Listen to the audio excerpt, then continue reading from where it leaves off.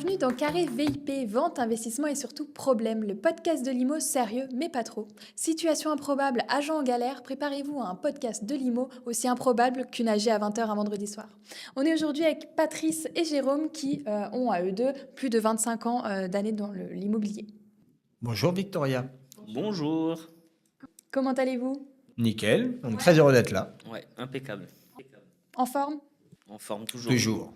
Super. Bon, ce que je vous propose, c'est qu'on commence par la première partie qui est des anecdotes. Ok? Je vous pose une question, vous répondez. Allez. Ça marche? Alors, quelle est la visite la plus catastrophique que vous ayez vécue? Alors moi, la visite la plus catastrophique que j'ai vécue, c'était un samedi matin, je m'en souviens très bien. Et en fait, j'avais un couple de jeunes qui est venu pour acheter une maison. Ils sont venus avec les parents. Et en fait, les parents avaient imprimé tout le dossier de diagnostic. Donc environ 120, 150 pages. Et ils ont passé en revue tout le dossier. Donc j'en avais pour plus de 2 heures de visite. Et ils ont même mesuré les murs pour vérifier si l'isolation était correcte. Waouh! C'était très long. Vous aimez la lecture, quoi. Pas mal, pas mal. Moi, c'était une revisite de contrôle suite à une signature de compromis. Et j'étais très jeune. C'était il y a une vingtaine d'années.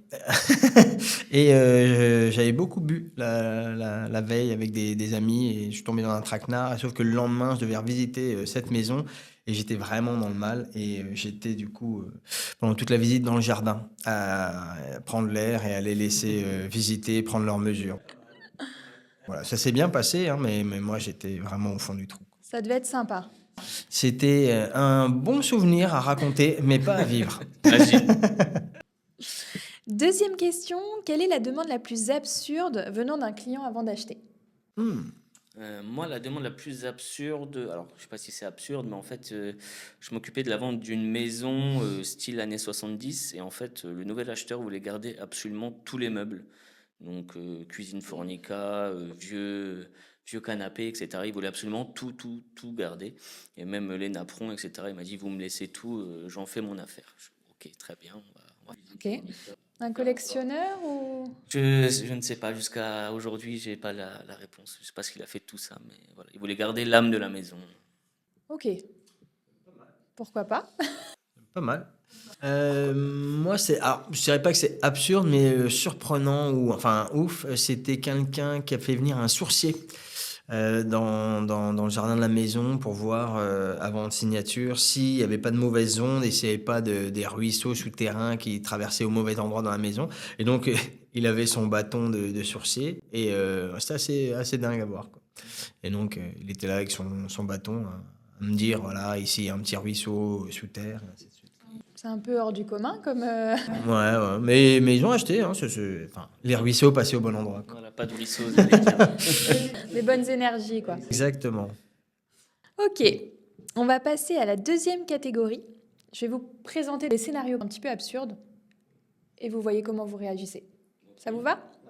Ok. Allez. Si vous deviez vendre une maison hantée, quel argument avanceriez-vous à vos clients? Alors moi j'en ai un, je dis voilà, la maison elle plaît tellement que les anciens occupants veulent pas partir. Pas mal. Bel argument. Moi, je dirais qu'elle a été vue à Hollywood plusieurs fois dans certains films un peu d'horreur, etc. Donc voilà, c'est une maison célèbre.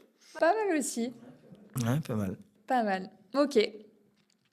Si vous entrez dans une maison pour une visite et il y a un lama dans le salon, comment vous gérez la situation?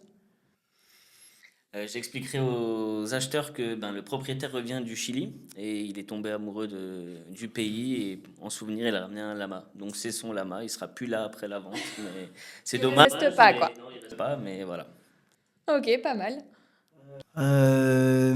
Comment je réagis? Je fais comme si de rien n'était et je continue ma visite en leur disant qu'il y a encore d'autres surprises dans le jardin. Ok.